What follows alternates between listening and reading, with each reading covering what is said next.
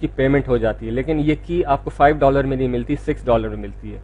तो यहाँ पे भी कंपनी $1 कमा रही है। अब सवाल ये है कि कमीशन स्ट्रक्चर किस तरह बनता है, किस तरह से आप जो है क्या स्ट्रेटजी अपनाएं, क्या वे ऑफ वर्किंग होना चाहिए कि जल्द से जल्द आप ये इतनी बड़ी अमाउंट जो है या एक अच्छी सब्सटेंशियल अमाउंट जो है वो कमा सकें। सिंपल सी बात है, जैसे कि मैंने आपको अभी कमीशन स्ट्रक्चर में बताया था। डाउनलाइन व्यू 1x में आप जाइए, आपका ट्री ओपन हो जाएगा। अब यहाँ पे आप देखें अगर, तो ये एक बेतरतीब सा ट्री है। 1 पर हैं लोग, कुछ 2 पर हैं, कुछ अनपेड हैं, कुछ खाने खाली हैं, कुछ भरे हुए हैं। तो ये सबके साथ ही ऐसा है, किसी का भी ट्री परफेक्ट नहीं चलता। कुछ लोग आते हैं, ज्वाइन करते हैं, काम नहीं करते। कुछ लोग बहुत तेज़ काम करते हैं, कुछ स्लो काम करते हैं। बहरहाल इस जितने लोग होंगे उसके हिसाब से, जितने ज़्यादा लोग होंगे उस हिसाब से इनकम होती है। लेकिन ये एक तय बात है कि हर शख्स काम नहीं करता।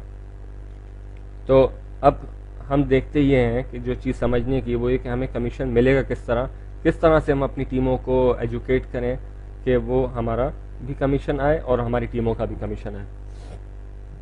फॉर एग्ज़ाम्पल, जब आप स्टार्ट करते हैं प्रोग्राम तो $5 जब आप पे करते हैं तो आपका ट्री रेड हो जाता है, उसके ऊपर 1 लिखा हुआ आ जाता है। दिस मीन्स कि आपने $5 पे किए। फिर आपने अपने एक दोस्त को इंट्रोड्यूस किया, उसने भी $5 पे किए और ये जो कमीशन है ये इधर आ गया। Okay, simple. अब जब दूसरा आएगा तो ये भी इधर आ जाएगा, तीसरा आएगा तो वो भी इसको मिल जाएगा और चौथा आएगा तो ये भी इसको मिल जाएगा। इसका मतलब है कि ये एंट्री जिसका नाम है साद जमान, इसको मिल जाएंगे $20। Very simple. ज़रूरी नहीं है कि इन चारों लोगों को इंट्रोड्यूस करें, इसको अपनी अपलाइन से भी मिल सकते हैं, स्पिल ओवर मिल सकता है, उस पर भी कंपनी कमीशन दे देती है, क्योंकि स्पॉन्सरिंग करना या इंट्रोड्यूस करना रिक्वायरमेंट नहीं है, शर्त नहीं है। अब जो बेसिक कन्फ्यूजन लोगों को आ रहा है वो ये कह रहे हैं कि जी हमारे नीचे बहुत सारे लोग हैं लेकिन हमारा कमीशन जो है वो $5000 नहीं आया। देखें, ये एक ट्री है, ये एक मेन ट्री है क्वेस्ट 26। इसका स्टेटस इस वक्त ये है कि ये स्टेज 2 टियर 1 तक अपग्रेडेड है। ओके, अब इनके नीचे जो लोग हैं उसमें कुछ 2 पर हैं, कुछ 1 पर हैं, कुछ लोग 3 पर भी हैं, कुछ लोग 4 पर भी हैं। एक मिक्स सिचुएशन है यहाँ पे। इनके नीचे एक एंट्री है जो कि स्टेज 2 टियर 1 तक भी अपग्रेडेड है। तो एक मिला जुला रुझान आप देख रहे हैं। अब मैं ये एक्सप्लेन करने की कोशिश करता हूँ सामने की इस पिक्चर से कि ये कमीशन किस तरह से इस वाली एंट्री को, मेन एंट्री को गया होगा।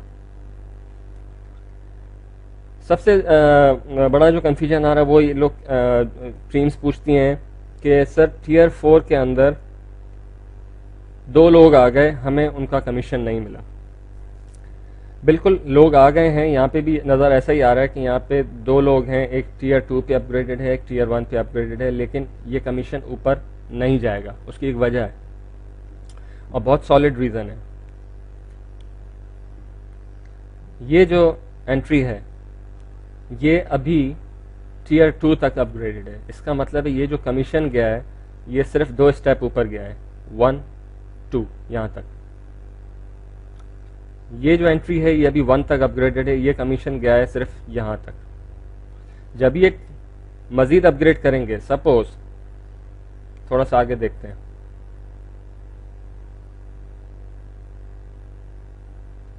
लेट्स सपोज ये एक एंट्री है, ये लेवल 3 है और ये 3 तक अपग्रेडेड है।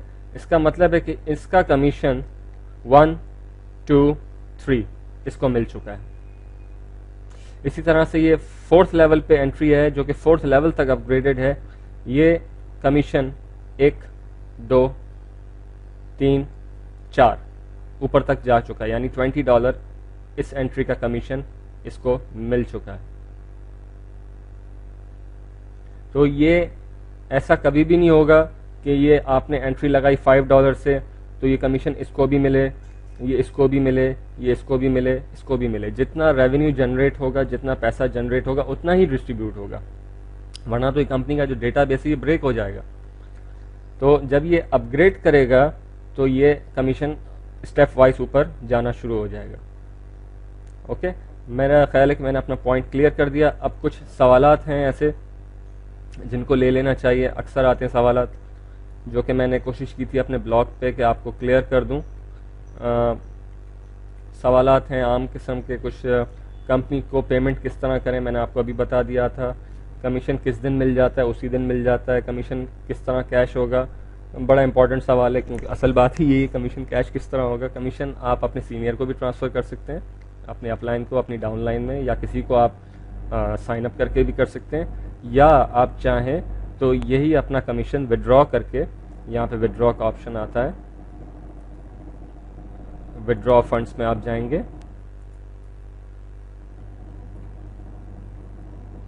यहाँ पे अमाउंट लिखेंगे जितना आपने विड्रॉ करना है, उसको कैलकुलेट करेंगे।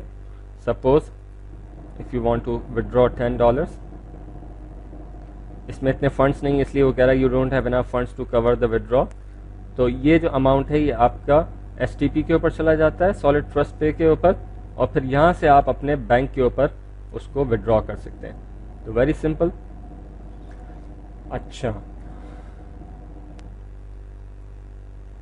क्या मैं अगली लाइन की फीस अदा न करूं और मुकम्मल कमीशन ले सकता हूं? पहली लाइन के 4 कस्टमर का 20 तो आपको मिल जाएगा, लेकिन मजीद आमदनी के लिए आपको अगली लाइन की फीस अदा करनी होगी, जो कि शेड्यूल में मौजूद है। वेरी क्लियर, मैंने आपको बताया था कि आप जितना अपग्रेड करेंगे उतने लेवल का आपको कमीशन मिलेगा। अगर आप अपग्रेड नहीं होंगे तो वो कमीशन, अगर नीचे से आपके किसी ने ज़्यादा लेवल पे अपग्रेड कर दिया, आप कम लेवल पर हैं, तो वो आप कमीशन बाईपास करके आपसे ऊपर उस शख्स को मिल जाएगा जिसने उस लेवल पे अपग्रेड किया होगा।